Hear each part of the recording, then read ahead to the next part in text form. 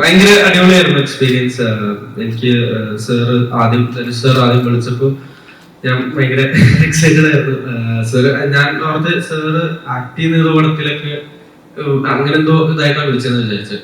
പക്ഷെ sir direct ചെയ്ത് sir തന്നെ എഴുതിയ പടം.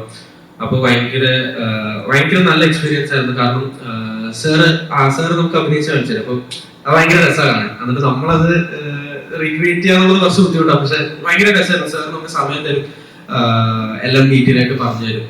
അപ്പൊ ഭയങ്കര ജോളിയായിരുന്നു. ഞങ്ങൾ എല്ലാവരും എപ്പോഴും ഒരുമിച്ചുണ്ടാവും. അപ്പൊ ഭയങ്കര അടിപൊളിയായിരുന്നു. 21 ഫെബ്രുവരി പടം വരുന്നുണ്ട്.